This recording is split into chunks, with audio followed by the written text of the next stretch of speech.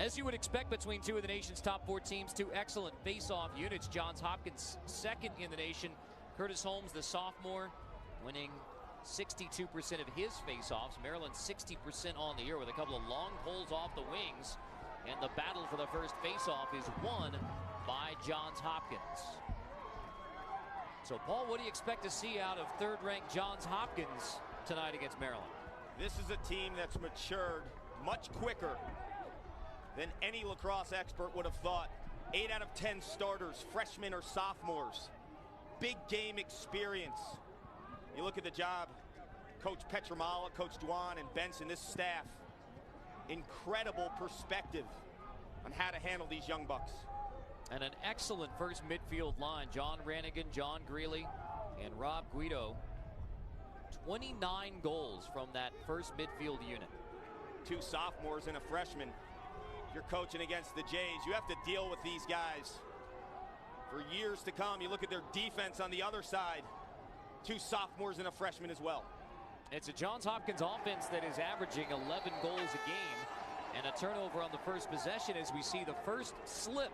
Wharton slips on the turf, and you can just take a look at the Byrd Stadium turf and see that the wear and tear of lacrosse and now overlapping with spring football and rains today, although the tarp was on the field up until an hour before face-off time, but still the playing surface could be a factor tonight. If they didn't have the tarp here today, this surface would be unplayable. It's coming down hard all day. Facility crews working hard to get this game in.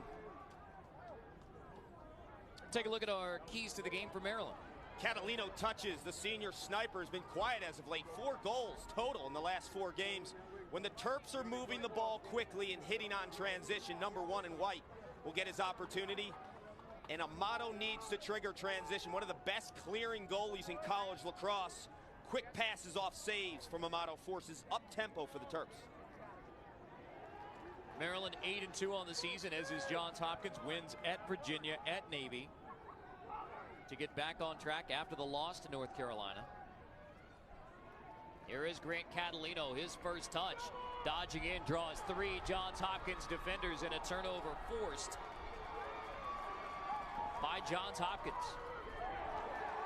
Bill Castronova, the freshman short stick D-midi, gets the takeaway. And then a loose ball push will give it right back to Johns Hopkins. On that last touch by Catalino, trying to go through the heart of that Dave Petramala defense. That's not happening. He's a defensive mastermind, driving through the middle and beating the core of that defense. Not an option for Catalino. Take a look at our keys to the game for the Blue Jays. Well, the Jays need to support Delente. The senior's been incredible, winning almost 70% at the face-off X. But Hopkins has not seen wing play like Maryland, which can offset Delente's dominance in creating from the midfield. The Jays playmakers are in that unit, initiating from up top, scoring opportunities from this unit, as well as hitting the finishers on the attack. Johns Hopkins brings its second midfield unit on with Lee Coppersmith, the sophomore from Florida, who has been terrific the last couple of games. Wins over Virginia and North Carolina the last Friday at Albany. He had 3 goals versus UVA and then the game winner over North Carolina. And yet Johns Hopkins turns it over again. 2 offensive possessions for the Blue Jays, 2 turnovers. The Jays, a microcosm of the growth of lacrosse nationally. Their starting goaltender from the state of Arizona. Lee Coppersmith hails from Florida. They call him Crazy Legs because of his speed. Spoke to Coach Dwan about him in the past. They love Coppersmith. Transition opportunity for Maryland. The shot goes wide from Kevin Cooper. But you will see Maryland, and this is part of the game plan. John Tillman says, we are at our best offensively when we're scoring in transition. Well, the Terps have those 2-way midfielders. Drew Snyder, Landon Carr, and the long poles. The combination of Jesse Barnhart and Brian Farrell. Not a better combo long pole unit in the nation. Brian Farrell, long stick midi, has 7 goals on the season, 4 assists. Need to put that in perspective when you think about Farrell. There's no midfielder on the Syracuse second line that has over 3 goals. A guy like Farrell just starts transition, instant offense. when he has the ball. Maryland averaging 12 goals a game. Johns Hopkins giving up about 6.5 goals a game. That's third in the nation. Hofstra is actually number 1. Mike Gavazin, the great goalie for the Pride. Catalino drawing the short stick for now in Tim Donovan. So keep an eye on number 1 for Maryland behind the cage. And now Catalino is going to try and get some space. Instead, the feed and a score for Maryland. Joe Cummings gets the goal, and Maryland strikes first.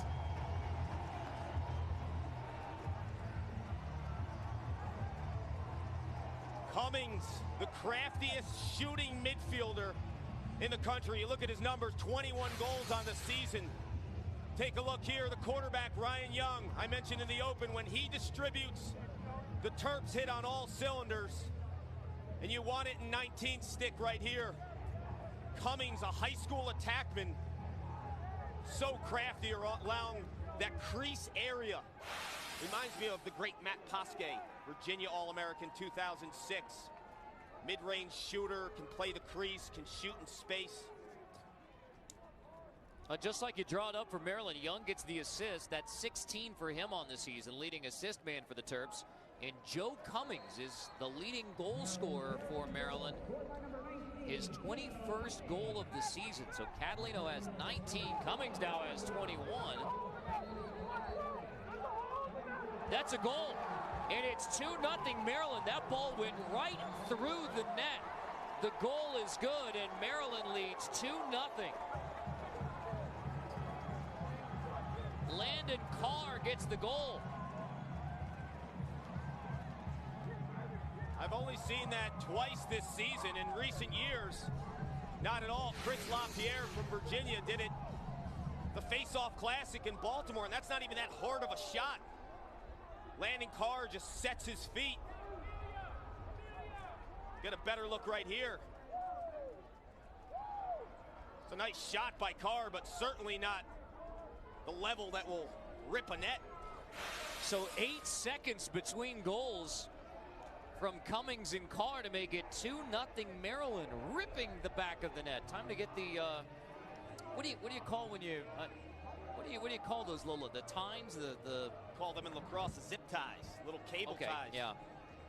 I don't want to rain on Landon Carr's parade. I was thinking of like the knitting needles. I guess that's the knitting needles. When you rip a net, it's a Herculean effort. Yeah, I mean, come on, Paul. He rips the net and gets the goal, and you said it wasn't that hard of a shot. Not saying there's a weak spot in the net, but got to think. So you know Dave Petromal is not happy with the defensive start for Johns Hopkins, or really the start on both ends. A couple of turnovers by the Blue Jays, and then a pair of goals in 8 seconds to make it 2-0 Maryland on Johns Hopkins. There it is right there, zip ties. Cleaning that net up. No knitting needles needed. 4.5 minutes into this game, Johns Hopkins does not have a shot. Maryland has 2 goals. So back to the face-off X. Matt Delente, the nation's leader, 70%, had 16 face-off wins in the victory over North Carolina.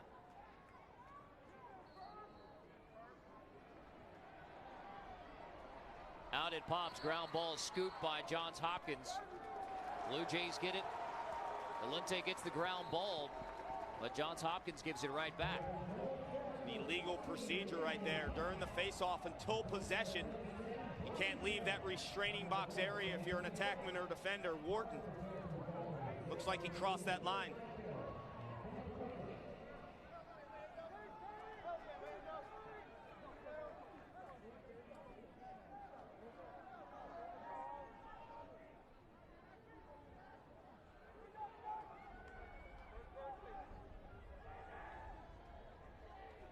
Maryland uses its first midfield unit now with Snyder, Cummings, and Bernhardt. Jake Bernhardt. Brother Jesse, a long stick midi for Maryland. And the Terps are coming out firing. That one's off the side of the net on another hard shot. This one from Ryan Young.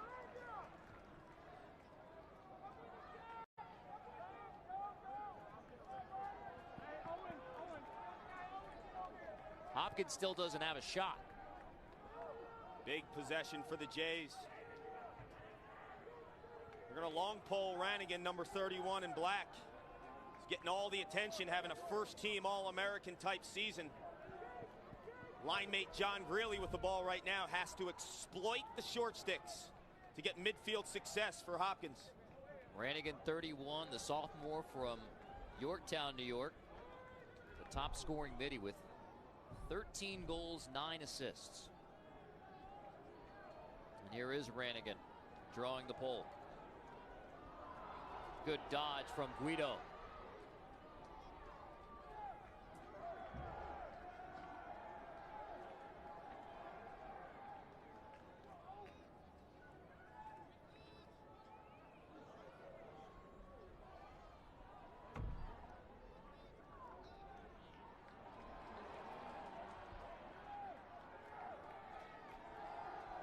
Palmer nearly lost it behind the cage, but manages to recover.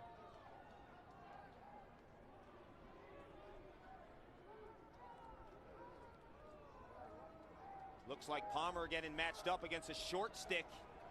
Tackman normally going against the poles. That shot appeared to be deflected from Wharton, and now a ground ball flipped back across the field. We'll see if Palmer can dig it out. Palmer hits the turf. Maryland can't control. Good play by Max Schmidt to get to the ground ball. One way or another anyway. Recovering, and now Maryland on the run. Jesse Bernhardt clears it. Terps attack in transition. See on the back side right there, Owen Bly. You'll see him and the senior Travis Reed platooning at that third attack spot with Catalino and Young. Owen Bly, only a sophomore, but's had some big games. That Virginia game a couple weeks ago, he was finishing those transition type plays for Maryland. Had a pair of goals in the win over Navy. Soft shot by Cummings, saved by Bassett, his first. So the sophomore from Scottsdale, Arizona, gets the first save of the night for Johns Hopkins. Yet again, you go back to the number 5 shots by Maryland, 2 goals, 0 shots by Johns Hopkins. 1 shot now by Johns Hopkins. Based on that first possession, the real true possession for Johns Hopkins, it looks like all the playmaking attention defensively from Maryland is going towards Hopkins midfielders. The Blue Jays attackmen need to really take advantage of any mismatches, putting short sticks below where they typically get guarded by long poles. Those Hopkins attackmen have to be dodgers.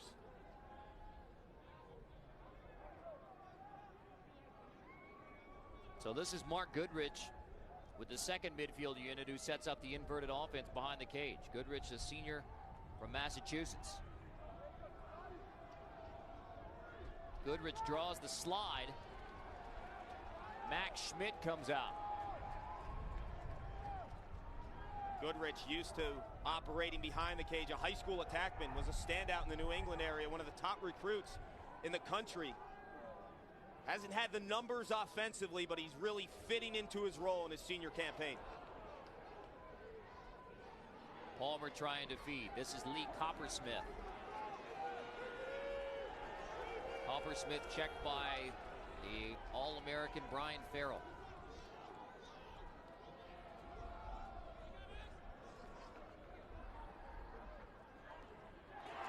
Johns Hopkins is on the board with the first goal of the night for the Blue Jays.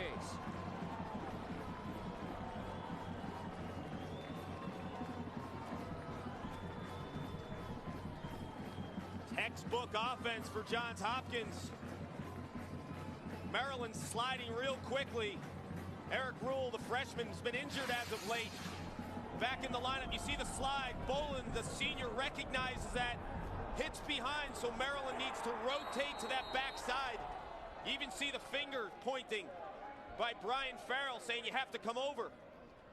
37 in white. That's what you want on offense. Draw the double, kick it behind, hit the backside, that opposite side. That's where you'll find a vulnerable spot in the defense. Smart offensive play by Johns Hopkins. Rule gets the goal. Zach Palmer has his team leading 16th assist.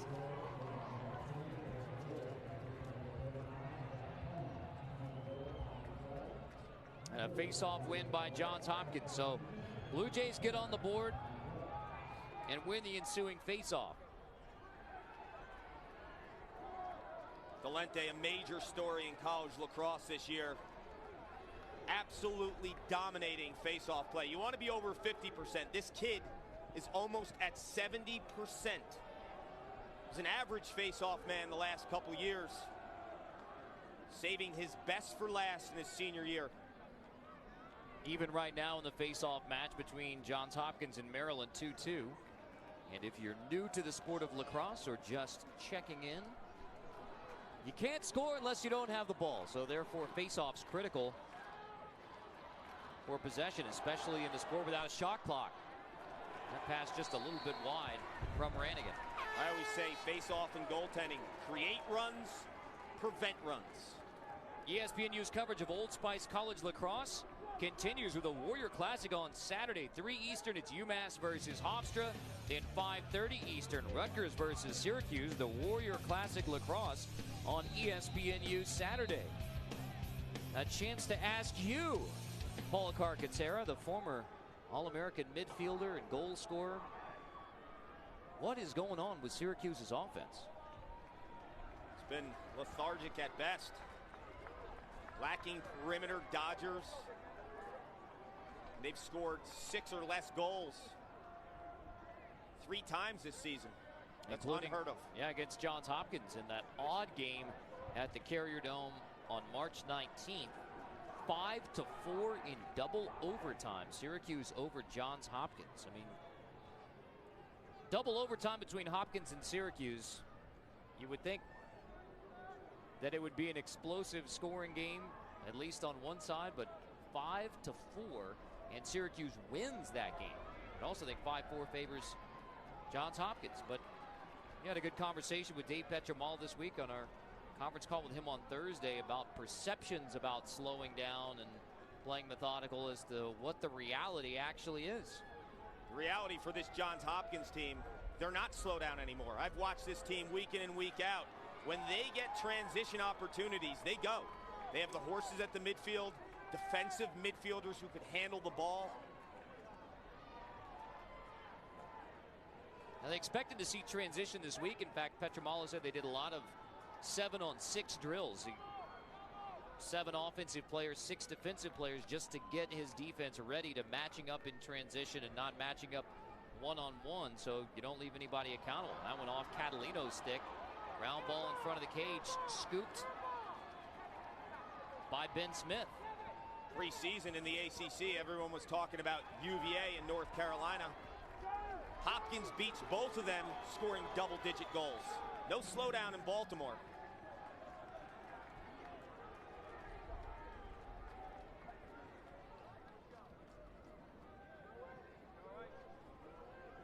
The 7th Johns Hopkins possession. As you can see, 4 have ended in turnovers, 1 in a goal.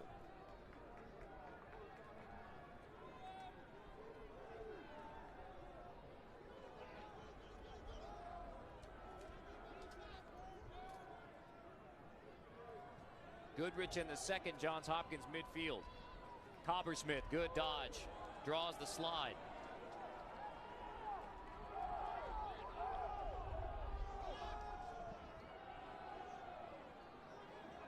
Boland, the senior from Jessup, Maryland. Boys Latin turns the corner, but misses. Wharton there to get the ground ball.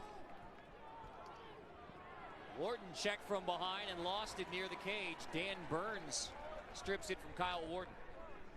Those 2 last shooting opportunities for the Blue Jays, Boland and Wharton, I thought those were forced. Poor angles, kick the ball behind, find the midfield, short stick matchups. Beauty of this game, strength on strength. Maryland and their defensive midfielders, Farrell and Barnhart, short sticks, and guys like Dan Burns against this Hopkins midfield. Farrell nearly got another chance in front of the cage. In fact, he stays down there with the long pole. And now finally Farrell will head back to the defensive end. Jake Bernhardt with the first Maryland midfield back onto the field.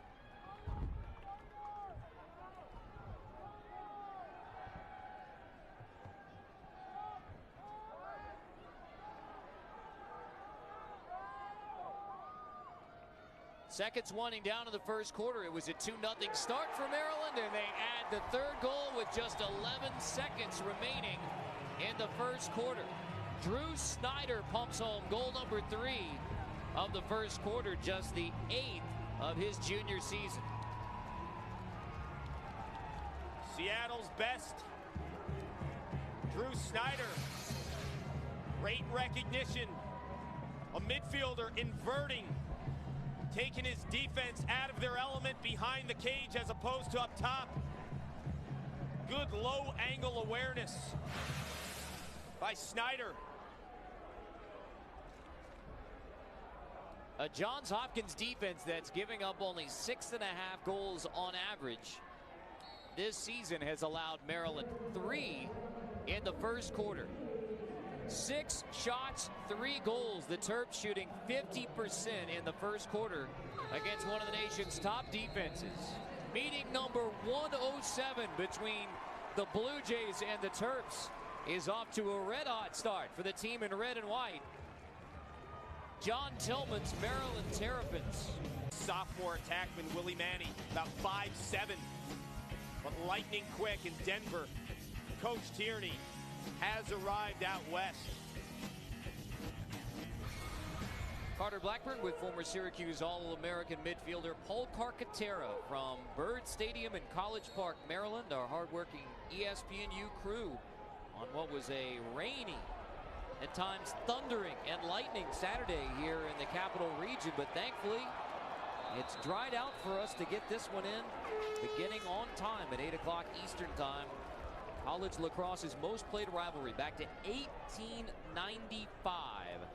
And if you're ready for the feeling a little bit older moment, speaking with Kyle Wharton the other day, he said, yeah, I remember growing up when they played the 100th game between Maryland and Johns Hopkins.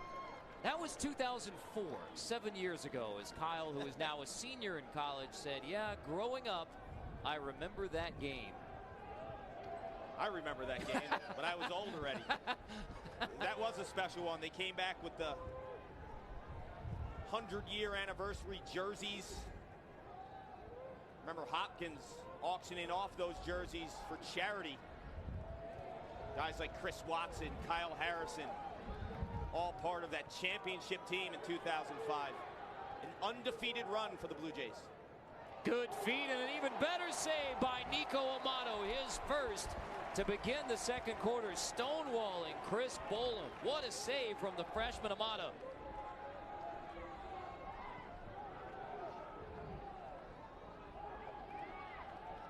A redshirt freshman Amato in goal for Maryland. He's from Pennsylvania.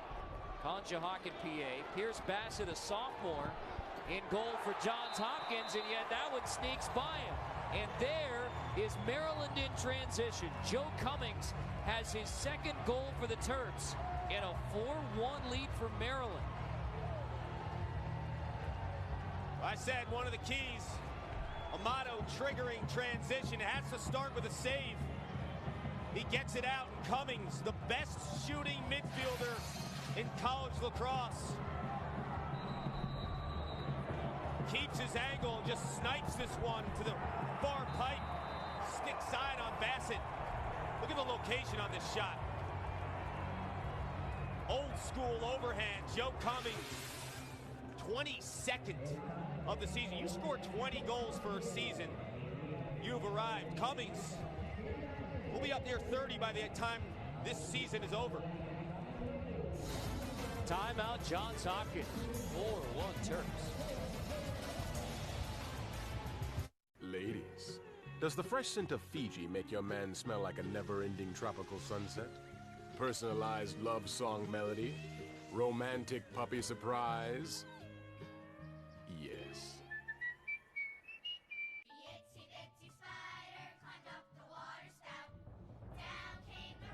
In turbulent times, consider the potential benefits of sector SPDR ETFs compared to common stock. They combine the diversification of mutual funds, the all-day tradability of stocks, and undiluted exposure to sectors of the S&P 500. Before investing, consider the fund's investment objectives, risks, charges, and expenses. Visit sectorspiders.com for a prospectus containing this information. Read it carefully. Sector Spiders, on the web at sectorspiders.com. Remember, travel's not about where you stay while you're away. It's about what you bring home with you. Oh yeah, come to Papa. Save more for what you travel for at Motel 6. I'm Tom Bodette, and we'll leave the light on for you.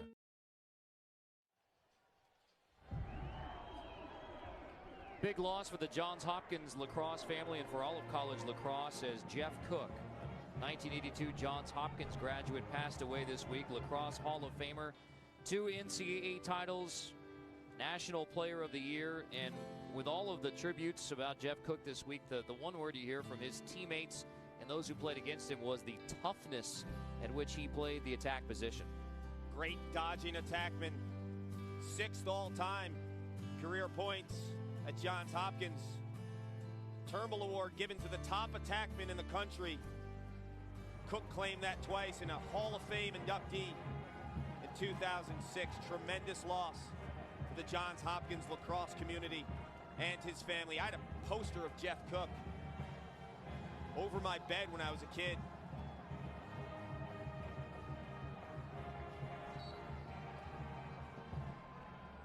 On the field here in College Park, meeting number 107 between Maryland and Johns Hopkins. Johns Hopkins, of course, in Baltimore, just up the road, so a very familiar rivalry. Both schools recruit from all over the country, but there's a familiarity when you're in the popular sport in the Baltimore, D.C. area, and you're two programs with a lot of pride and tradition. And as such, a pair of one-goal games going each way the last 2 times these teams met. Tons of classics over the 107 years. You look at the dynamic of this rivalry. Small school in Johns Hopkins. Maryland, the big state school. Both programs claiming multiple national titles. They really battled in the 1970s for national titles, and their stake is college lacrosse's finest. You know, it's interesting when you talk to both programs, they say absolutely rivalry game. For Johns Hopkins, with all of the national titles, there's rivalries. Dave Petromala says, yeah, well, you know, when he was playing at Johns Hopkins, it was probably Syracuse because they were neck and neck for national titles in the 70s. Hopkins, Maryland, a big-time rivalry in those championship games. Johns Hopkins versus Princeton, but no matter who is at the top in college lacrosse, Maryland Johns Hopkins has always had a special feel to it. Well, this year, 3 versus 4, and as you mentioned, Paul, I mean, a national seed potentially on the line as Pierce Bassett makes the save. This is not just about history. This is about 2 of the top programs in college lacrosse, 2 national title contenders in 2011. The winner of this game, for all intents purposes, because of the resumes and quality wins, will lock up a top 4 spot, and that's huge in college lacrosse. That's a home game in the first round. There's no cupcakes anymore. You get down to that 14, 15, 16 ranked team in the playoffs. That's a formidable foe. Up next from Maryland, it's the ACC tournament, which will take place in Durham at Duke. But there's no automatic bid to the NCAA from the ACC. There's only 4 teams who play in the ACC. So you would say, well, there's no NCAA implications, except that, again, seeding potentially a factor when the ACC teams get together. Duke clearly the front runner in the ACC this season and hosting the tournament. They easily could stub their toe against a Virginia, Carolina, or a Maryland. The rest of those squads 1 and 2 in conference. So the seeding yet to be determined. It's going to have to be a goals against type seeding for those squads, as they're all 1 and 2 and have beaten each other. Rannigan creates off the dodge. This is Palmer, who is stripped, and another Johns Hopkins turnover. Blue Jays 20 minutes into this game, only 4 shots. We mentioned up-tempo, making me eat my words here. Amato turns it over. And then the empty goal score for Johns Hopkins. So the Blue Jays are riding hard, anticipating that Maryland transition, get the takeaway from Amato on the pass, and turn it into an open goal score. Amato, typically his passes result into Terp goals, not the opposition. Palmer with a steady stick right there just launches this one about the 45-yard line. So Palmer gets the goal. Zach Palmer with the, would you say that's a pick six, the interception at midfield and then all the way down to the goal? Why not? The sophomore from Ontario who has really upped his numbers in his sophomore season. Didn't play an awful lot as a freshman, but only 10 goals as a freshman. That is goal number 15 already for Palmer in his sophomore season. And he had the transition a year ago, playing a lot of midfield and from Canada, so not accustomed to the field game, but his sophomore year, 30 points on the year already. Certainly making his mark. And shooting over 50%. Tackman on this field tonight. Palmer and Ryan Young shoots at 47%. You shoot at 30%, that's good. Coppersmith in the second midfield line. Coppersmith winds up. Amato makes the stick save. Not shy as soon as Amato makes the save. The outlet pass and the Terps going left to right again. Scott LaRue clears it for Maryland.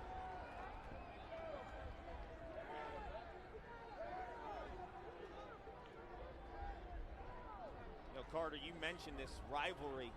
The difference between Hopkins, Syracuse, and Hopkins, Virginia, maybe for the players of the last 10, 15 years, it's significant.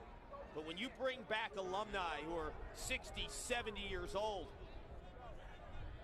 the one team they think about, if you're Hopkins, it's Maryland. If you're Maryland, it's Hopkins. So the roots of this rivalry deeper than any other.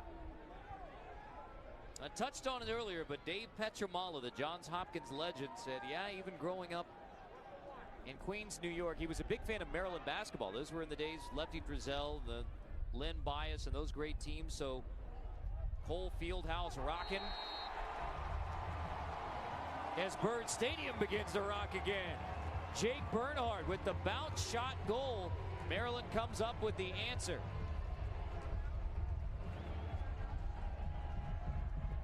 One of the best two-way midfielders in the nation. Offensive numbers don't really pop out with 10 goals on the season, but this kid does everything. Little hesitation dodge right there. Lulls the defender to sleep. Hitches, goes straight down the pipe and sticks it past Bassett.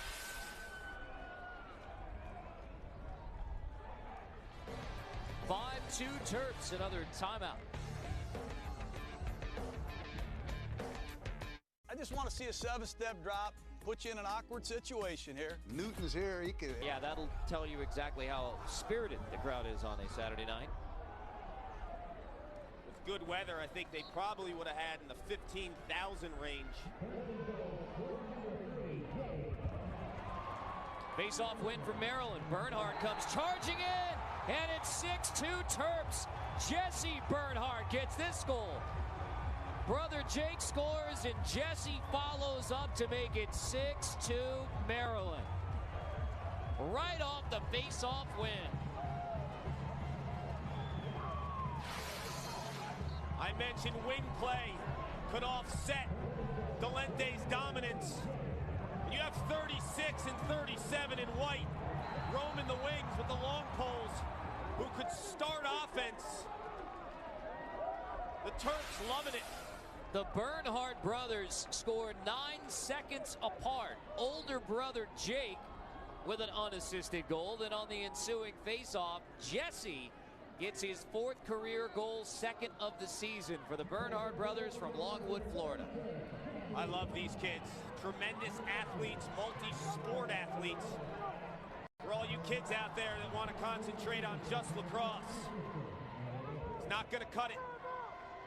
You want to be a multi-sport athlete, get the toughness from football, hand-eye coordination from hockey, full field running ability from soccer. That's a crease violation, turnover against Johns Hopkins. Blue Jays, unforced error again, give it right back to Maryland. 6-2 lead for the Terps, but Johns Hopkins has just not looked sharp. 7 turnovers now for the Blue Jays. They're a team when they're hitting on all cylinders. Efficiency is their staple. So here's Maryland in transition again. John Haas brings it into the box.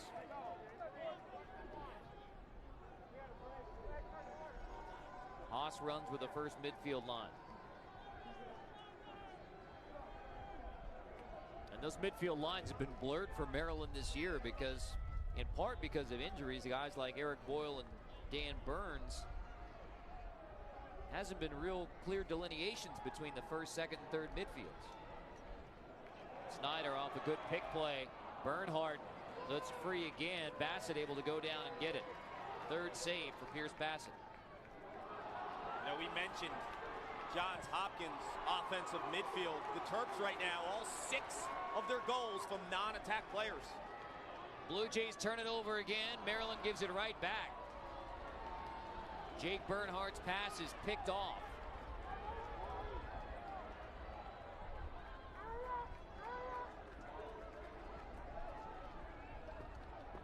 Castronova gets the takeaway.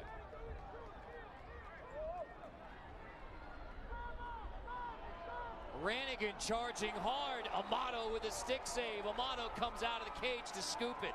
Third save by Nico Amato, including a couple spectacular ones. That's a big-time one right there. Rannigan throwing a whistler by Amato.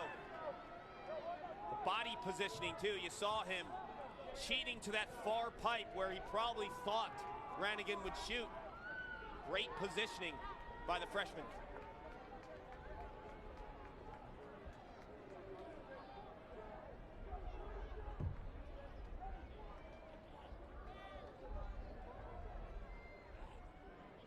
Maryland and Johns Hopkins both 8-2 on the season. Maryland, since the loss here to North Carolina, wins at Virginia, at Navy. Johns Hopkins also has a win over Virginia, who is then number 2, a win over 4th-ranked UNC. Last Friday, a victory over Albany to make it 3 straight for the Blue Jays since the double overtime loss at the Carrier Dome. Catalino shot wide, backed up by the Terps. Chance to tell you, Warrior Classic Saturday, 3 Eastern, Umass versus Hofstra. Then 5:30, it's Rutgers and Syracuse. Warrior Classic Lacrosse, ESPNU Saturday.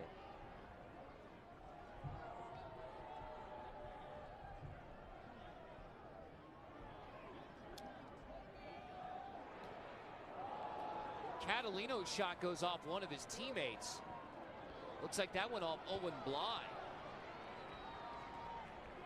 We'll have a big bruise there tomorrow. Catalino can shoot it high 90s. He had time and room, set his feet there.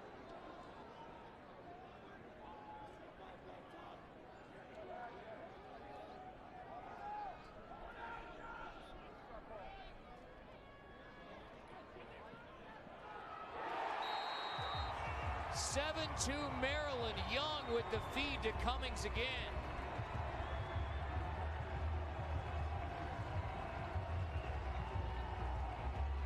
If you're a young attackman at home and you like to feed the ball, watch 27 in white.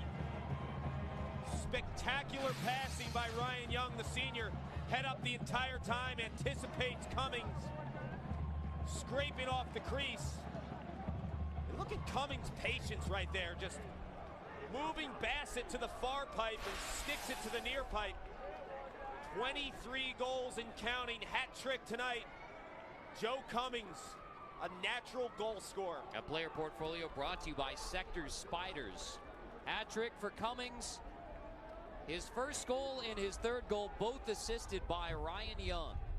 So the leading goal scorer for the Maryland Terrapins, now with 23 on the year after he exploded at Virginia with 4 goals, including 3 in the third quarter. The so-called natural hat trick as he scored 3 straight in the third versus Virginia to begin his role.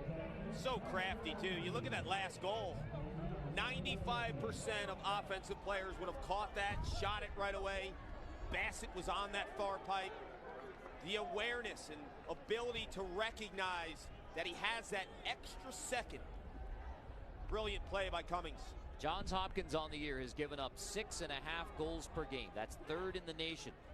And yet with 3:38 to go here in the second quarter, already 7 on the board for Maryland off of 8 turnovers by Johns Hopkins.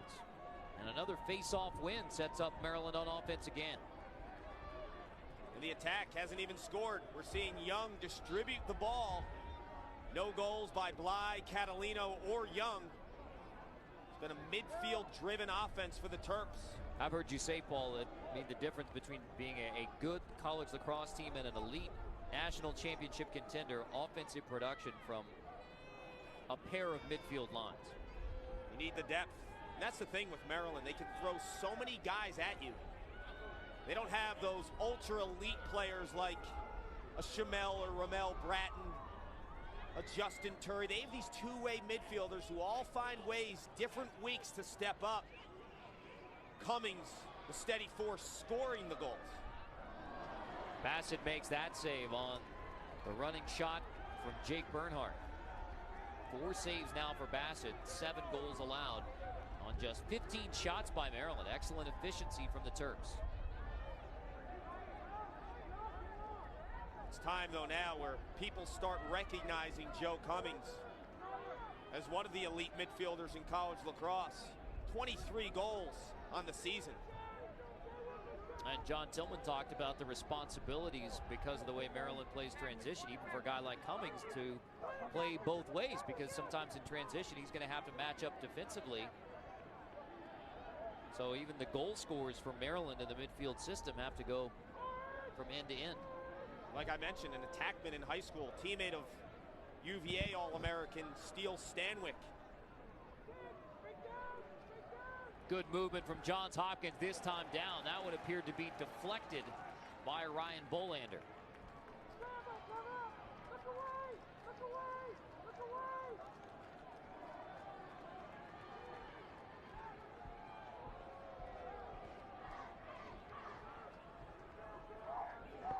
Warden drawing the short stick from Shakespeare off of Boland.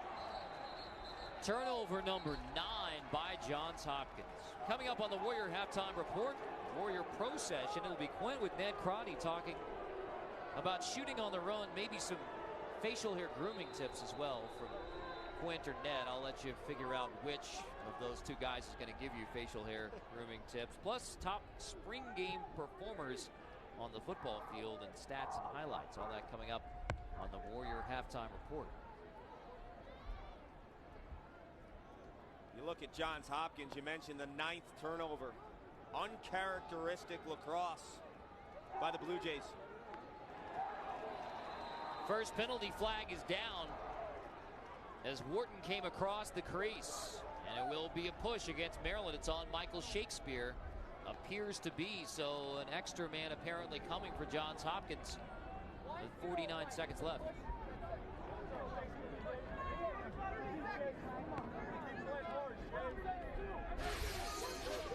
I don't think Tillman is thrilled with this call. I don't like it either, to be honest with you. Steady pressure. Wharton just launches himself, falls in the crease. It should have been a crease violation.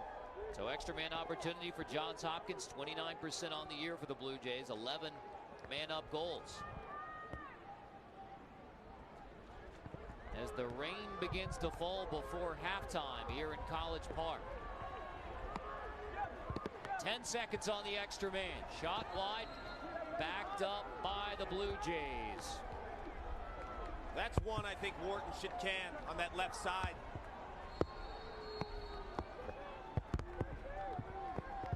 On the restart, last chance on the extra man. Please.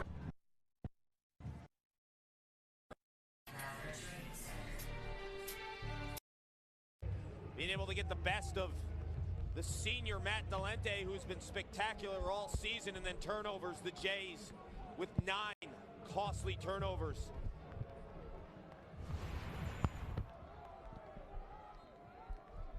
So Maryland wins another faceoff. Curtis Holmes. I mean, we've talked about the great numbers from Delente. He's the nation's leader, winning 70%. But Holmes, with the two faceoff wings, Jesse Bernhardt and Brian Farrell, make up a faceoff unit that is won over 60%. 8 of 12 now. The faceoff wins today for Maryland. The clock didn't move, so we have an official timeout. So what you see on your screen right there is correct at 14:32, and now you look at the scoreboard showing 15 minutes. Clearly the third quarter did start.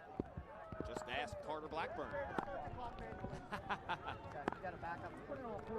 In the first half, it was 7 midfield goals for Maryland, 3 of those from Joe Cummings. Well, you look at his crease awareness, his ability to find his own shot. He can create it, but he also can take it from the hands of guys like feeder Ryan Young. And Nico Amato, redshirt freshman, plays like a senior. Not only does he stop the ball, so brilliant with his outlet passes, triggering that transition game for the Terps.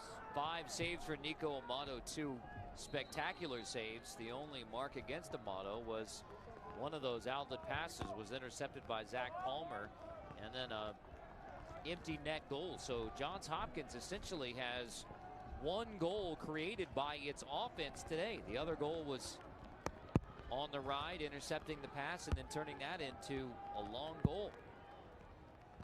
It tells you how dominant Maryland has been in this game. Again, all 7 of the Maryland goals from the midfield. This is Grant Catalino, the senior All-American with 107 career goals. Tries behind the back. That went off the official as well as a Johns Hopkins defender. Not a bad shot from that lower pipe area, but you have to be at least 1 or 2 more steps above goal line if you're Catalino. Wrapping it around right-handed essentially is the same as shooting with your left hand from that spot, but still just a little bit too low.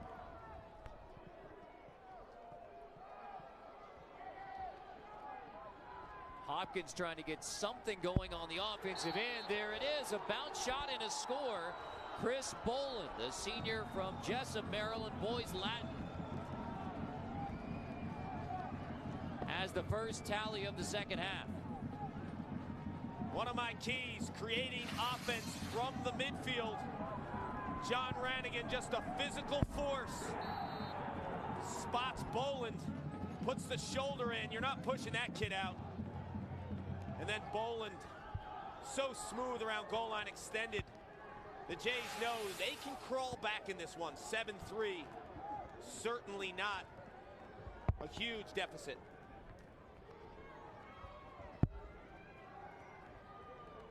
The assist goes to Rannigan, his 10th assist, 20th goal of the season for Boland, who missed almost all of 2010 with an injury. Just 2 games, 4 goals a season ago for Boland. Delente wins that face-off by himself.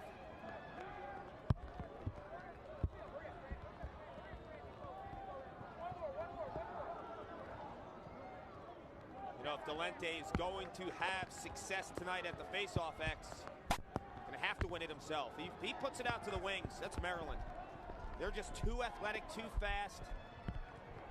Coach Cottle, former Maryland coach, just did a fabulous job recruiting 2-way midfielders and long poles who dominate the wings in Farrell and Barnhart.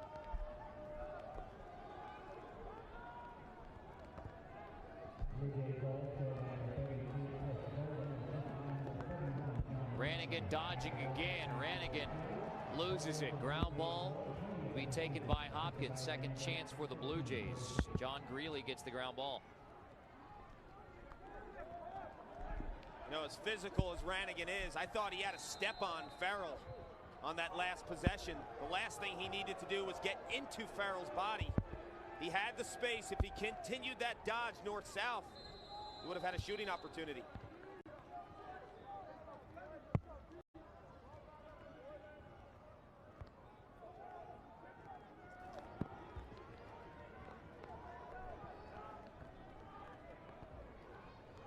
Guida and the first midfield unit out there for Johns Hopkins.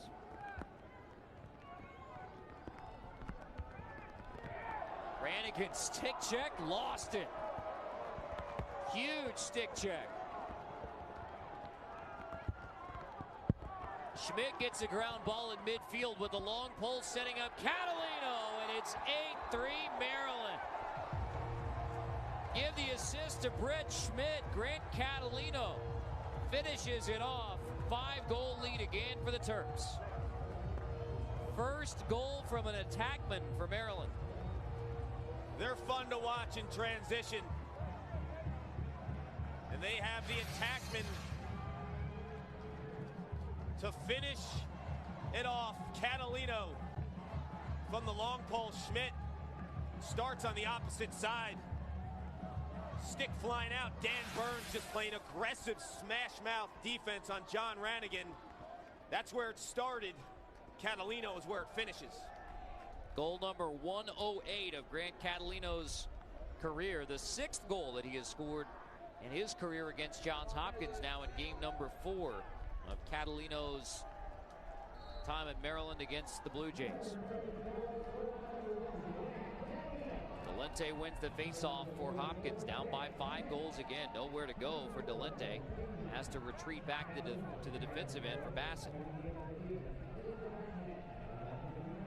Well, how impactful are the long poles? We talked about the two-way middies for Maryland, but Schmidt gets the assist there. We know Farrell 11 points on the year. Jesse Bernhardt, long stick midi, with the goal for Maryland today. So scoring coming from all over the Terrapin roster. And Brett Schmidt on that last assist to Catalino.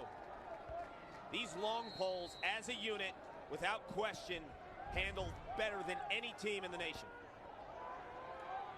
And here they are charging in again. Bernhardt with the feed that goes just wide of the cage for Scott LaRue. But another transition opportunity created from Jesse Bernhardt with the long pole.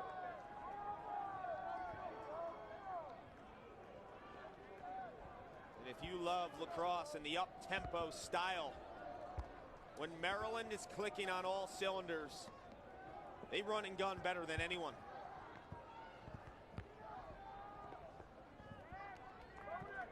So, Paul, what do you think is the biggest difference between the Maryland team that we saw 3 weeks ago losing 11-6 on this field to North Carolina than this Maryland team and the type of team that wins at Virginia and at Navy? Although Navy's a bit down this year, still a quality win. Couldn't get their transition game going against the Tar Heels. North Carolina ran a zone defense, cut the field in half. Maryland was forced to beat Carolina 6-on-6. It didn't happen when Virginia and Johns Hopkins came to town. Different stories. They had transition, they forced tempo, they made you play them between the restraining boxes, and teams can't match up. Catalino draws 2 defenders, but the Terps end up turning it over. ESPN News coverage of college softball tomorrow with an SEC matchup. South Carolina versus Arkansas. ESPNU, 3 Eastern time tomorrow. Here in soggy College Park, Maryland, the rain held off for about 2 hours, allowing the tarp to come off the field. The game to get underway on schedule at 8 Eastern, the 107th matchup between Johns Hopkins and Maryland, college lacrosse's most played rivalry all the way back to 1895. And it has been a dominant performance by Maryland. 8-3. It was 7-2 at the half.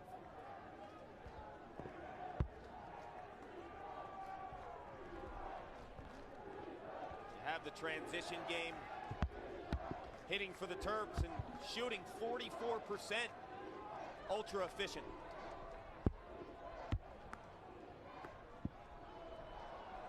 Shot missed wide by Kyle Warden, backed up by Johns Hopkins. Warden, the senior captain, who slumped for much of the year. 3 goals versus North Carolina, though.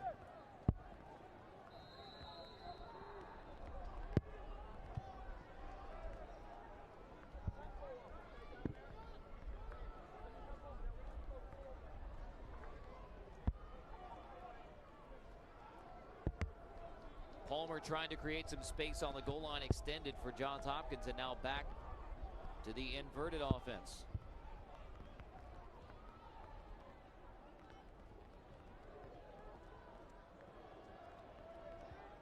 Looks like Hopkins trying to attack the short sticks of Maryland. It's a nice concept, but I think it has to be off of 2 or 3 quick passes. When you attack short sticks and you pull the ball out, it allows the rest of the defense to get set up. Quick slides, too predictable. Has to come off quick passes.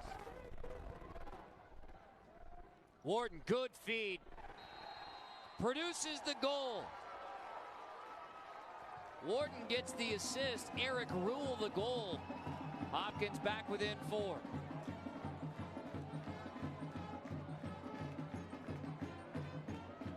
Well, the freshman Rule injected back into the lineup after being injured.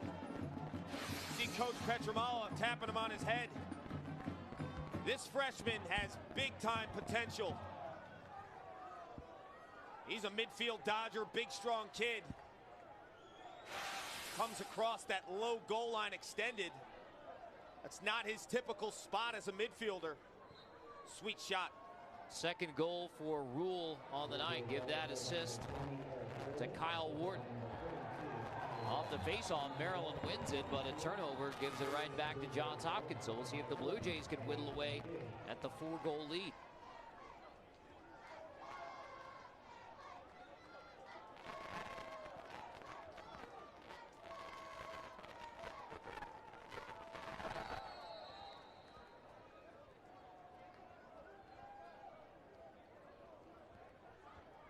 We haven't had a chance to call Ben Smith's number much tonight for Johns Hopkins, the long stick midi for the Blue Jays, but wanted to mention while we get just a second that he played for John Tillman at Harvard. There's an Ivy League rule saying that graduate students can't play even if they have eligibility remaining, so he wrapped up his undergraduate with a year of eligibility left. John Tillman actually helped him get to Johns Hopkins, recommended him to Dave Petramala and his staff.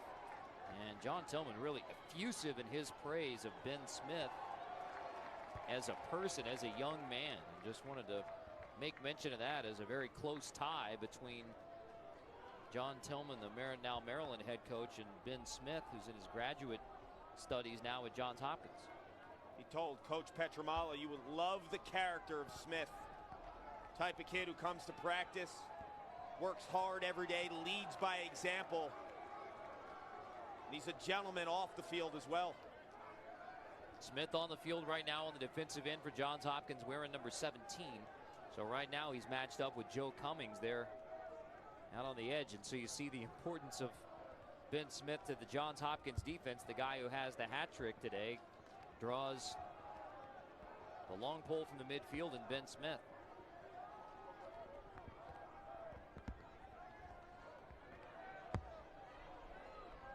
Jake Bernhardt trying to create with a dodge on the edge.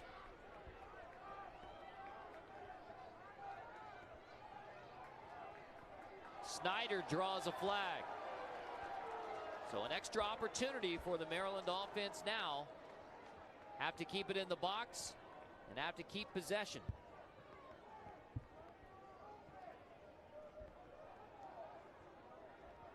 Pick play behind the cage. Cummings finds Jake Bernhardt. Shot saved by Bassett. Now the penalty will be assessed. 5th save of the night for Pierce Bassett. Coach Petramala not happy. On the back, a slash. Looks like Chris Leitner.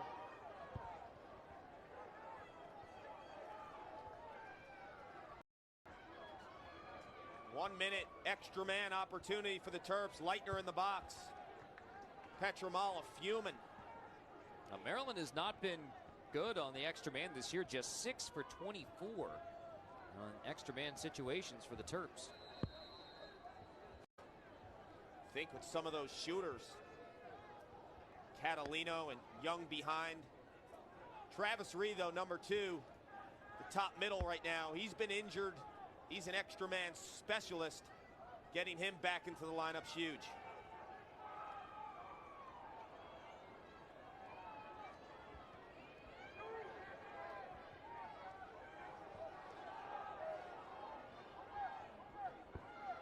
Catalino takes it up top. This is Bernhardt. Now on to Young. The feed back to Catalino. Shot missed. Bassett tried to get back there and back it up. But Maryland maintains possession with about 20 seconds left on the extra man. That's too much cushion if you're Johns Hopkins. Get out, extend on number one. He'll let it fly.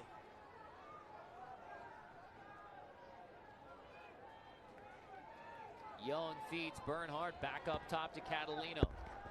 Back to Bernhardt, shot wide, backed up again by the Terps. 5 seconds on the man up.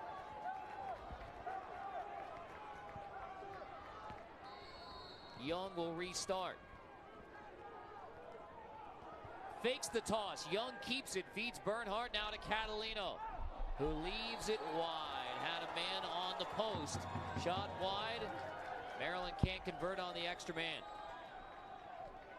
He had Owen Bly on the backside, but I thought Catalino, no one on his hands or contesting him. You might think, 12, 15 yards. Tough shot, but that kid can let it rip.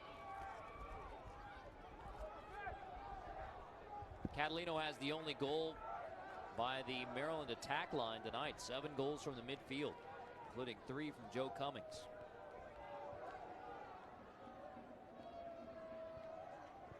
Hopkins midfield very quiet offensively today.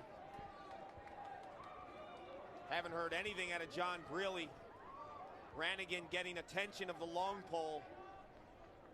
Number 9 in black has to assert himself and take advantage of those opportunities.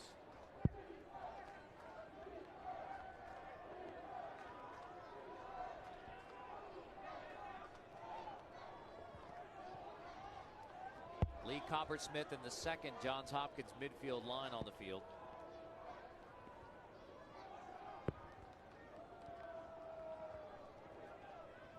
Eric Rule playing with that second midfield line, a pair of goals tonight.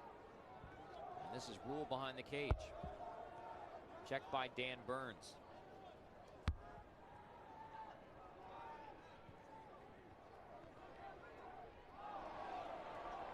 Shot just wide from Coppersmith. Second chance. Hopkins misses, backed up by the Blue Jays. Crafty play on the rebound by Boland. But a fabulous save by Amato. That was the move in the space Coppersmith wanted. Another wide and errant pass by Johns Hopkins. This time, Blue Jays keep possession. Leitner came back to get it, but then he steps out. So another turnover, the 12th of the night by Johns Hopkins. Next Saturday, Old Spice College Lacrosse, the Warrior Classic, 3 Eastern. It's Umass versus Hofstra, then 5:30 Eastern, Rutgers against number 1 for now, Syracuse. The Warrior Classic Lacrosse on ESPNU Saturday. Umass and Hofstra, what do you think of that matchup? I think a lot is going to be solved about Hofstra in terms of how good is this 11-1 team. You know, it's a squad that had big preseason hype. They lost to Delaware in early March. Transition goal for Johns Hopkins. Chris Boland pumps it in. Blue Jays within 3.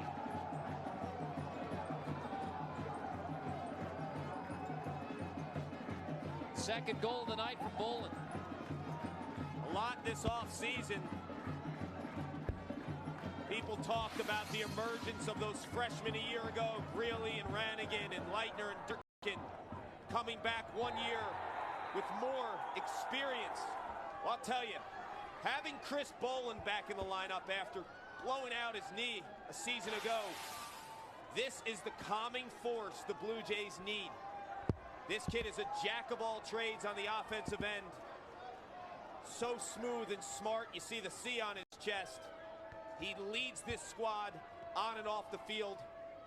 Tremendous offensive player. Just gets lacrosse with his IQ. Illegal procedure against Maryland on the faceoff. Hopkins gets it. The assist on that last goal goes to Phil Castronova, the short stick D. Mitty, who has his 3rd assist, 5th point of the season. Johns Hopkins within 3. This was a 5-goal game at the half.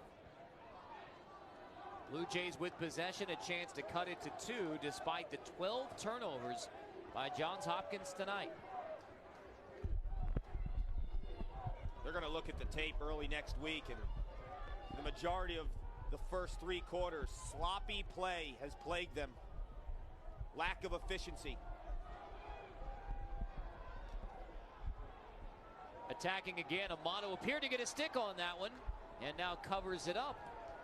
Blue Jays thought they had a chance at the open goal, but Amato quickly covered it up on the side of the cage.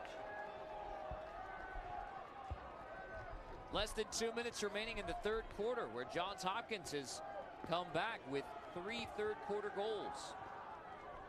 It was a 5-goal lead for Maryland on Johns Hopkins at the half. Carter Blackburn with Paul Carcaterra, former Syracuse All-American midfielder, for the 107th meeting on the lacrosse field between the Blue Jays and the Terrapins, a rivalry that goes back to 1895. Maryland is trying to win back-to-back meetings against Johns Hopkins for the first time since 95-96. A year ago, 1-goal win at M&T Bank Stadium, now back on campus at Byrd.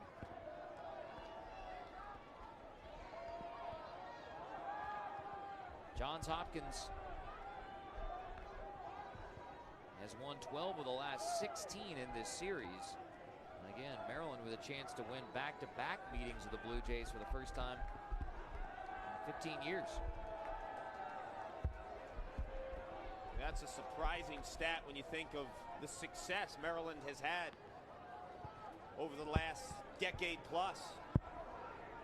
The Blue Jays always able to stand toe-to-toe, even in the off years for Hopkins, the past few years after that 2008 title run with Paul Rabel and Stephen Pizer. A couple of subpar years for the Blue Jays. Last year, a losing record for Johns Hopkins for the first time since 1972. Bassett goes up high to make that save. 6th of the night, and now Johns Hopkins in transition again. Blue Jays pushing, shooting, saved by Nico Amato. But off the rebound, Hopkins pumps it in. We got a 2-goal game with 10 seconds left in the third, and the third quarter belongs to the Blue Jays.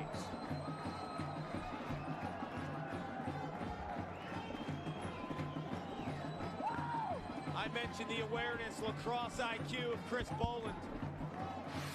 We'll take a look at the replay. Rannigan in transition. Not the shot he wants or that will beat Amato. And Boland just heads up. I thought maybe interference if he touched his stick. I don't think he did. All ball right there. Wow.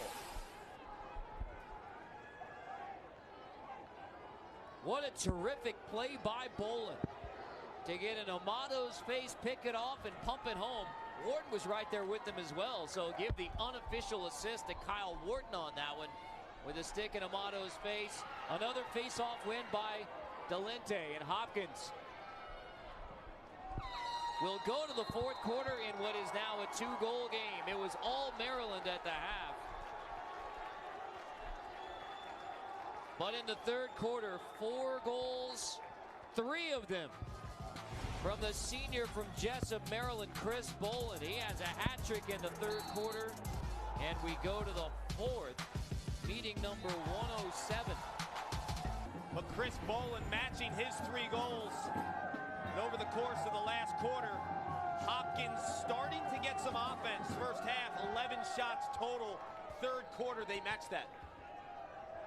Only 2 goals in the first half by Johns Hopkins, and as we mentioned earlier, one of those was directly off of a Nico Amato errant transition pass, outlet pass. So really only 1 goal created by the offense in the first half by Johns Hopkins, marred by turnovers. Third quarter, that changed, but it's Maryland getting started in transition in the fourth.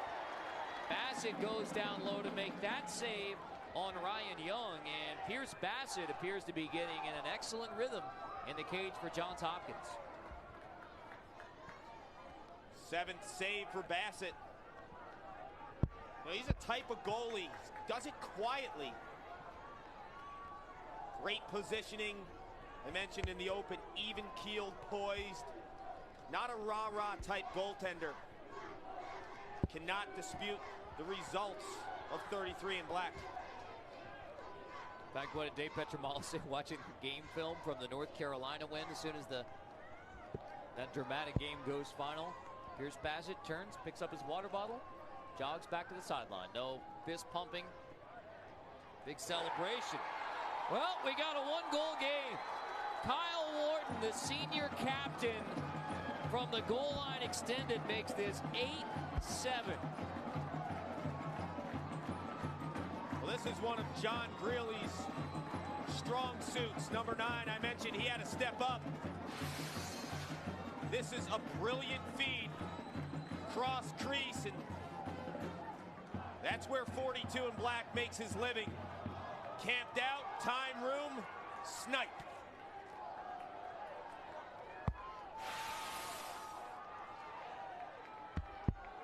Johns Hopkins has outscored Maryland 5-1 in the second half.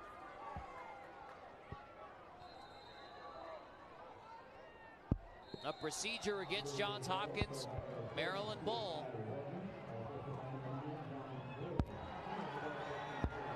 Bernhardt's pass goes wide. Maryland can't save it. Johns Hopkins ball. That last goal by Wharton. He does that better than anyone. The only problem is the opposition knows that, so you don't see him getting those opportunities. Wharton gets that last goal for Johns Hopkins. Now, I know, Clark, your spring of your senior year, you were in the library in the lacrosse field. That's John Aston, the actor, on the left. You might say, why are we showing you John Aston? And yes, if you say Gomez from the Adams family. Kyle Wharton using his final semester of college to branch out a little bit. Contemporary theater and film. The professor in the class, John Aston, the actor who played Gomez on the Adams Family TV series. That's your cup of tea. I was impressed when Kyle said, yeah, he played Gomez in the Adams Family. I was impressed that Kyle knew what the original Adams Family was, not just the movies with Angelica Houston and Christina Ricci. I mean, the original Adams Family. Well, when you're taking those types of courses, got to go back into the archives. Always good when you can incorporate imdb.com in your game research. I'm always encouraged to do that.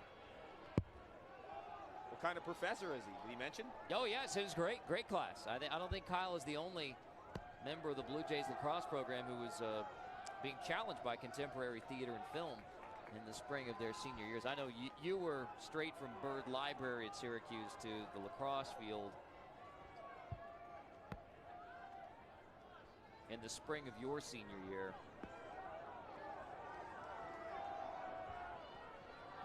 Getting after it. Hitting the books hard. Keeping mom and dad proud. Kyle is a political science major, by the way, has an interest in politics. Looks right now, Maryland potentially in a zone.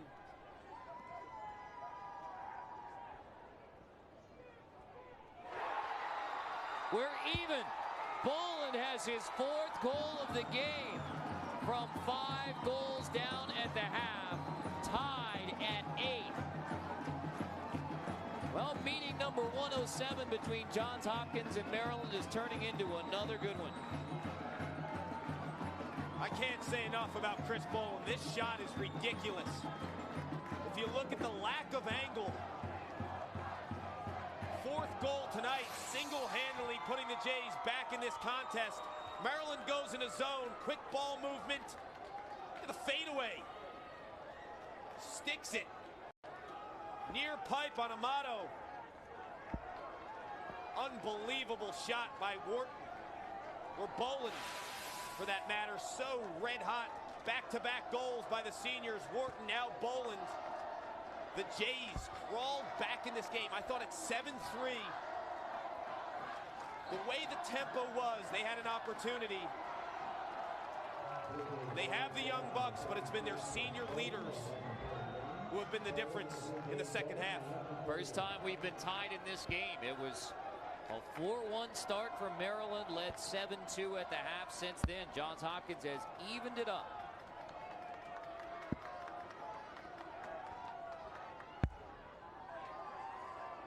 Now that last goal by Boland, I think Amato, when he watches film, is going to be upset that he wasn't hugging the pipe, but I think he was anticipating Boland to come up a little bit higher and probably shoot to the offside of Amato, that left side. But he just squeezed that one in. No margin for error. And the senior just sticks it home. Maryland's gone nearly 16 minutes without a goal. Good ball movement here to get the look and the score from Jake Bernhardt. Second goal of the night for Jake Bernhardt. Maryland back on top.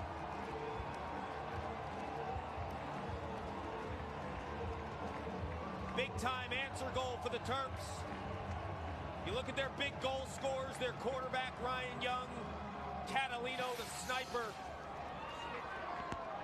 Joe Cummings with a great initiation off to the backside, and Barnhart, him and his brother Jesse with the long pole. I was mentioning all the big pieces back for Maryland, those vaunted attackmen. I think the Barnharts are the engine of this Maryland team. 3 goals for the Barnhart brothers tonight. 2 from Jake, 1 from Jesse. Fight for this face-off won by Galente and the Johns Hopkins unit. 16 minutes and 15 seconds between goals for Maryland, between the Catalino goal that made it 8-3 and then Jake Bernhardt's second goal of the night to put the Terps back up. And on that last goal, you saw Cummings start with the ball, so much attention on him. He had the awareness to get his separation, kick it behind. The defense needed to rotate. Owen Bly with a great feed to Barnhart.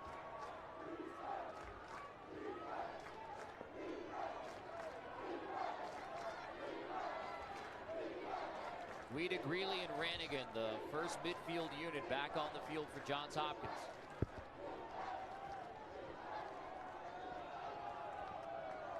Warden takes it behind the cage. He's checked by the short stick Burns. Warden.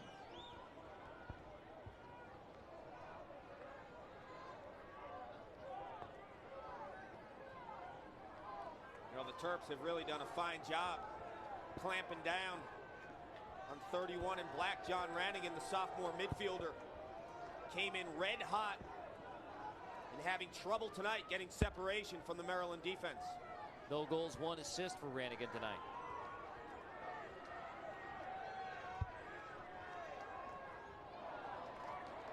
Zero angle shot goes wide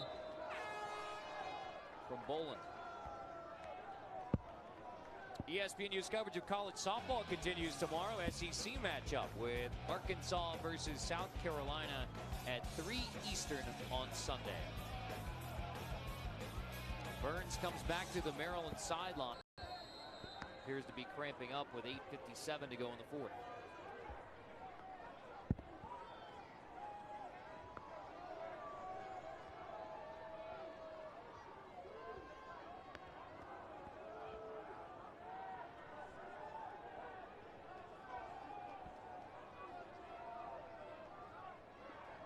One-goal game right now in the 4th, and how about that one behind the back from Zach Palmer? Woo! The whip shot behind the back. We're even again at 9. Are you kidding me? Look at this shot. Unbelievable. The sophomore Canadian just snipes this behind the back. Behind the back in a hurry. Can you say Sports Center?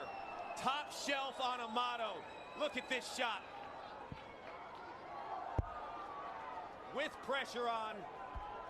You look at the type of kids that can do this. It's the Canadians who have that box lacrosse background. Wow. Tying it at 9 with some sizzle. Second goal for Palmer to go with an assist. Wharton gets the assist on that one as well. So Wharton has a goal and 2 assists. Palmer has the tying goal, his second of the night, and he has the highlight of the night. In the awareness, he had pressure on his top side, his left hand. He had nowhere to go with it. So he goes behind the back, backhand, like shooting right-handed to the opposite side where the pressure wasn't. Unbelievable. I mean, that is about as sick as a shot as you're going to see. And I mentioned the Canadian box background. Those players are accustomed to playing in tight quarters. I talked about the explosive offense from Palmer as a sophomore. Played a lot in the midfield lines for Johns Hopkins last year, but with a pair of goals and an assist tonight for Palmer. He has 32 points on the season as a sophomore, split almost evenly between goals and assists. You see those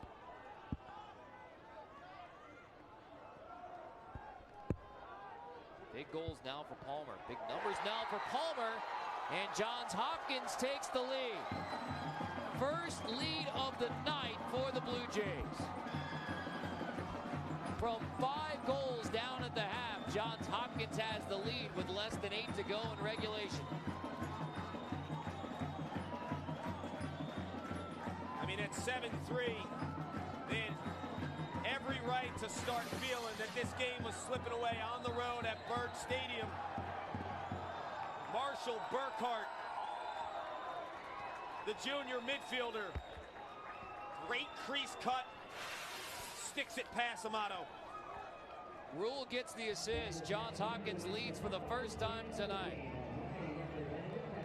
Well, it's 10-9 Johns Hopkins. Let's go back to goal number 9. Replay the reverse.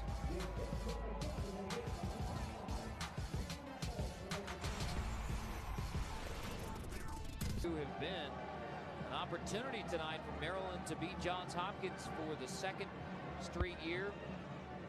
For the first time since 95 and 96, and yet Johns Hopkins outscoring Maryland 8-2 in the second half, nearly 9-2 as that bounce shot from Delente off of the face-off win nearly went home.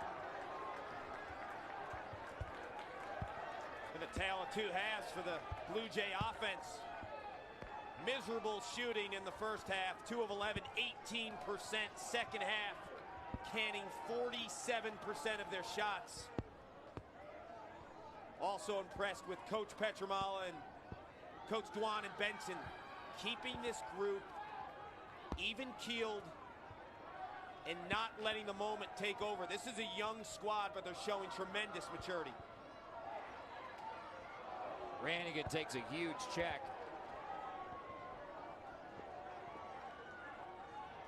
Jesse Bernhardt lays it on Rannigan. Guida dodges.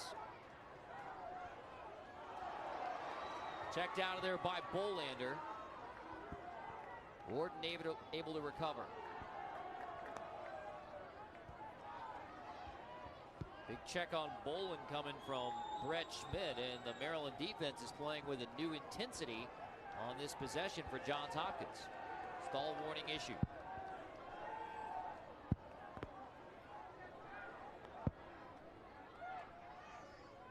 Maryland defense. It's always been a signature of the way the Terps have played. They're honoring the 1973 championship team. Big Ed Glatzel, an All-American on that squad. He led the Terps, and then in the 80s they had guys like Dan Tracy and Bill Ralph. The legacy of defenders just continued for Maryland with that thump. Whoa! Big time check in midfield. I couldn't see who laid it, but it was a good one. Rannigan feeding the post, and Johns Hopkins leads it by 2. Bolin has another goal, his 5th of the night. It was Maryland transition. Hopkins brings it back and scores to make it a 2-goal Johns Hopkins lead. Now, I was mentioning some great Maryland defenders. This reminds me of an old school Hopkins hit by Rob Dorr. First team All-American in 1999. You see Leitner just laying the boom. Guido with the awareness. Upfield to John Greeley, classmate Ranigan, and the man who's been getting it done all afternoon, Chris Boland. A hit like that is pure energy. Let's begin with the Leitner. Huge pop. So Leitner dislodges it, sending Johns Hopkins back in transition. Boland has his 5th goal of the night. Assist goes to Ranigan, his 2nd. 5 goals on 8 shots this quarter for Johns Hopkins. From 5 down at the half, the Blue Jays have a 2-goal advantage on Maryland with 5.5 to go. Keep in mind, Johns Hopkins, 9 straight games when trailing at the half they had lost. So it's been a while since this team has been able to overcome a halftime deficit, not only trailing at the half, down by 5, and really dominated by Maryland in the first half of play. And the Blue Jays have flipped the script here in the second half, outscoring Maryland 9-2 in the 3rd and 4th quarters so far. And from an emotion standpoint, that first half, they looked dead. No energy on the bench, and second half just flying, hitting on all cylinders, the Blue Jays. Owen Bly puts a good dodge on. Young's pass goes wide. Big ground ball battle at midfield. It's going to roll towards Amato and Cage. Offsides against Hopkins. Maryland's going to get it back. No possession, so no penalty for the Blue Jays. The Terps get another crack at it. Cummings pass just wide. Jake Bernhardt and the first midfield unit out there for Maryland.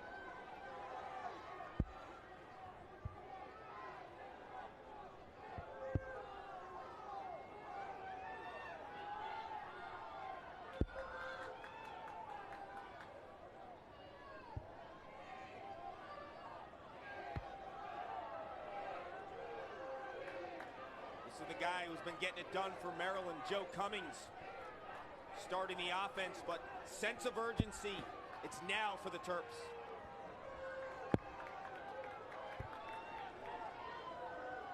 Plenty of time, but I think you're going to look back. This possession most likely will dictate. Well, and who do you go to but Ryan Young, the guy that John Tillman says is the heartbeat of the team. Senior captain from Manhasset comes up with a big one for Maryland.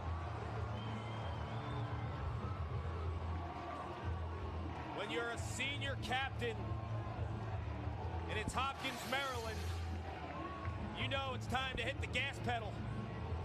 Ryan Young, known as a feeder, but also a very accurate shooter, 47% on the season, just sticks it past Bassett. You saw the burst too. The burst gave him the separation.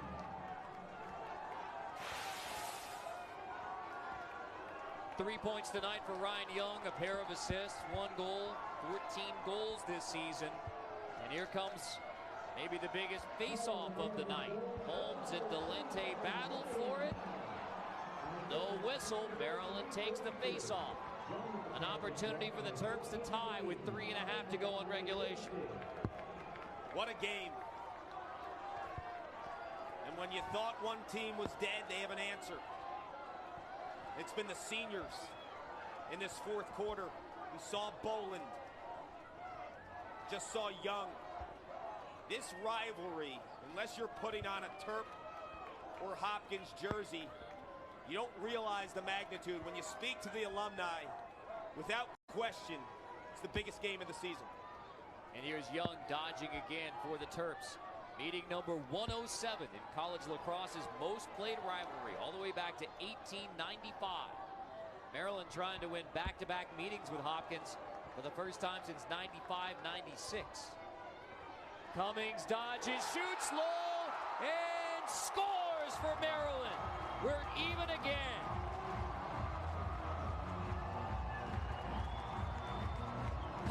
Cummings had 3 in the first half. This is the 4th goal of the game, the first in the second half. Hopkins builds a lead, and Maryland evens it just like the Blue Jays did to the Terps. Silky smooth Joe Cummings. What a great move. Little inside roll. Now he fights to get upfield, takes the extra step. The bench, tying goal. Joe Cummings. What is impressing me more than anything about Joe Cummings is taking that extra step. Most players, they get the separation, they prematurely shoot. Cummings, his crease awareness is spectacular. The question at the beginning of the night was, when is this game going to begin? With the rain and thunderstorms, we weren't sure it was going to be 8, 8:30, 10 o'clock at night. Now the question is, when will this game end? 2:30 left to go in regulation. But both teams have showed the ability to come from behind and come up with critical goals. Johns Hopkins trailed by 5 at the half. Rallied to take a 2-goal lead. Back-to-back goals by Maryland in the closing minutes make this a critical penalty with 2:11 to go in a tie game. They're going to get Landon Carr on a push with possession. 30 seconds.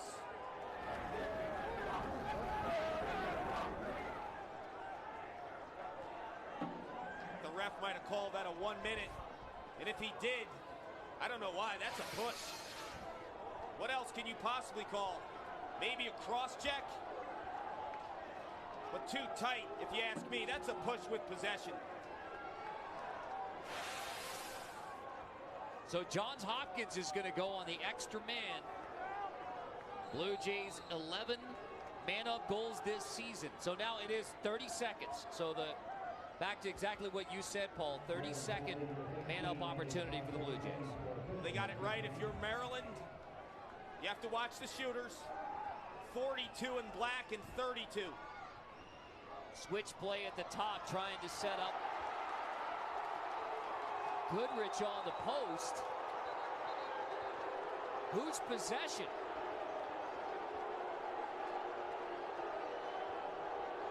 Whose possession with 8 seconds left on the extra man? Closest to the ball when it goes out of bounds. Well, Maryland thought they had it on the backup. From up here, that looked like Maryland was closer to the ball when it went out of bounds. So perhaps a break for Johns Hopkins. Now can the Blue Jays capitalize with seconds remaining on the extra man? Another turnover by the Blue Jays. The penalties released. We're here to take a look at this last possession. Goodrich fires. Oh, without question. That should have been white ball. Yeah, Brett Schmidt was clearly there. You saw the stick way out there. It should have been Maryland ball. So Johns Hopkins gets possession, but then turns it over for the 15th time tonight. A minute 38 left, Maryland ball. Terps have scored on their last 4 shots. Maryland, I want it in 27 stick or 19. LaRue is tripped, no call. Now here it comes. Now, LaRue had possession of that ball. They're saying loose ball. How are they calling that a loose ball? LaRue got up from the push with the ball in his cross. So no penalty because that's called a loose ball. Still Maryland ball, just over a minute to go in regulation. This is Young behind the cage. Young, the senior captain, guiding the Maryland offense. Keep an eye on number 1, Grant Catalino, setting up about 10 yards in front of the cage.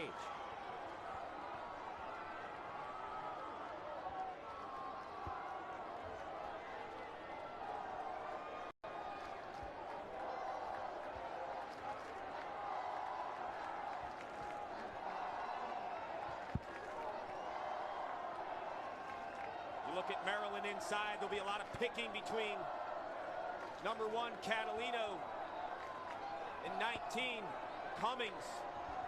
Look for them off of a young feed. Young dodges. Young feeds. Pass wide, scooped up by Bernhardt. 15 seconds left. Back in the stick of Ryan Young. Behind the cage. Young feeds Bly.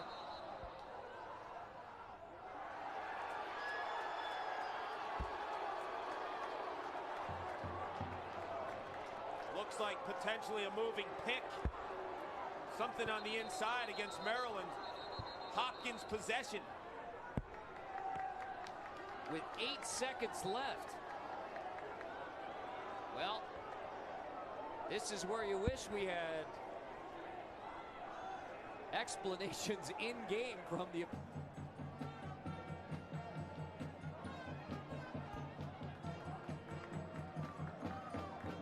So again, 7 seconds on the restart. Hopkins ball. Back to Bassett out of goal.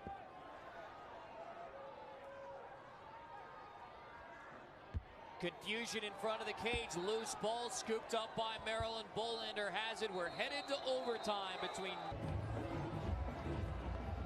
In overtime, sudden victory, meaning that the first goal wins. Johns Hopkins played a double overtime game at the Carrier Dome on March 19th, a game that they lost 5-4. This is the first overtime game of the season for the Maryland Terrapins. Again, the 4th time since 2002 that we've gone to overtime in Maryland versus Johns Hopkins. Hopkins won in 07 in overtime on this field. Hopkins won at Homewood in 02 in overtime, and 03 here at Byrd Stadium in overtime.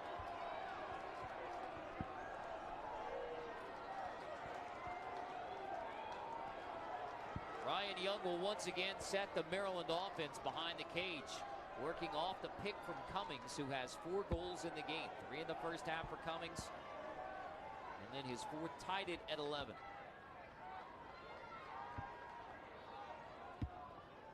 Young checked by Durkin behind the cage. Good feed off the pipe.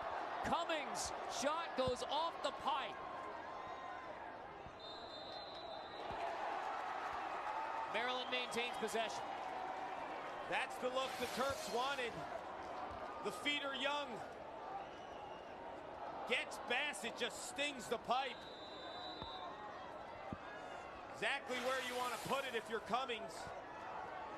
Got Bassett to commit low, stung it high, but rung that crossbar.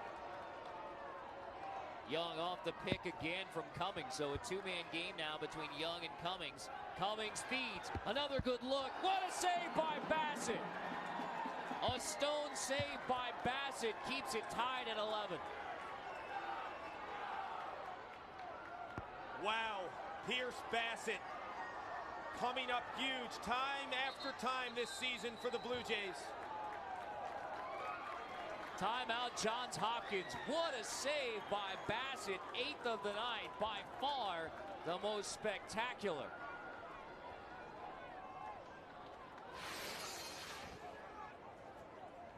Bernhardt does a great job, actually has to shovel that shot with the pressure from Hopkins. But Bassett just does a fabulous job. Chris Boland with 5 goals, all in the second half, leading the Johns Hopkins offensive explosion. Flip a coin between Boland and the junior Joe Cummings for Maryland, 19 in white. Both have taken over this game offensively. Boland's career high is actually 6 goals. He did that in a game a couple of years ago against Virginia. If he gets to goal number 6, Johns Hopkins wins. That shot just wide from John Greeley. I thought Rannigan should have shot that one. Had the separation, had space, dished it off. It was a nice feed. But when you have your hands free in overtime, let it rip, young fellow. Boland sets the pick behind the cage. Now whip it around to Wharton. Wharton gets a step, leaves it just wide. Backed up by Boland. Wharton, the big lefty shooter, let go right-handed on that one.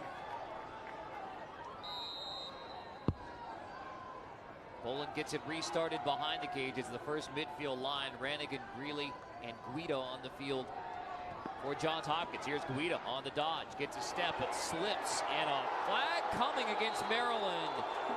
Extra man opportunity in overtime for Johns Hopkins with 1:17 left in the first overtime.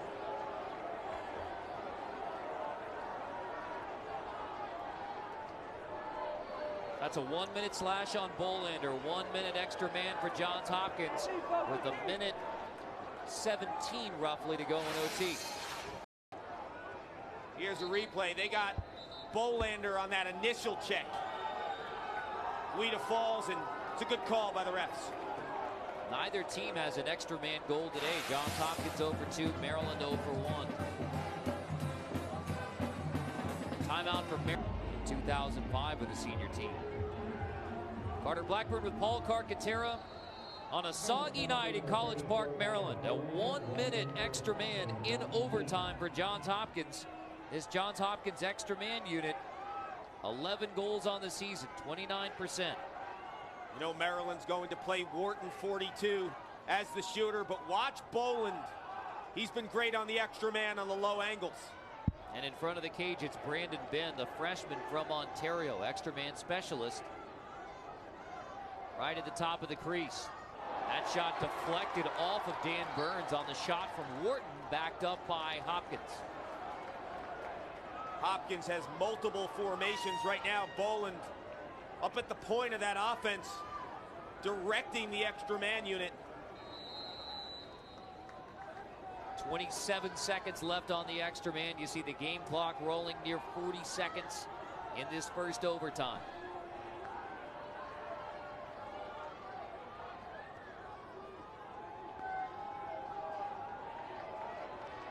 Nearing 10 seconds left in the extra man. That pass is deflected, disrupting the Johns Hopkins offense, and now seconds away. And in fact, penalty is released. We're back to even strength. Wharton winds and fires, and Johns Hopkins wins it.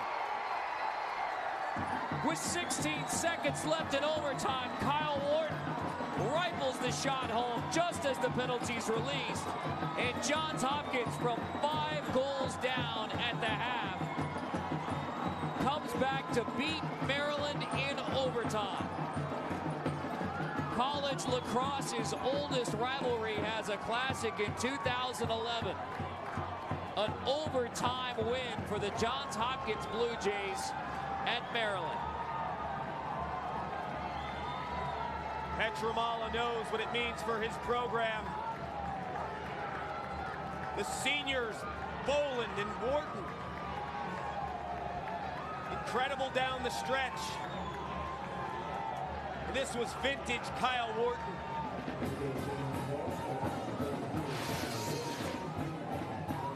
Look here, he just does a fabulous job right here. You see that freeze, he gets the defense to commit. They think that's when he's shooting, loses it, gets his hands free, and look at that shot. You see the water spraying off the back of the net with that rip. Fakes the shot, gets the defense to commit. It's all over. 42, the hero in black. And what a fitting end to this rainy night. Wharton winds, fires, and those rain droplets flying off the back of the net as Johns Hopkins with a tremendous come-from-behind win. Unbelievable game.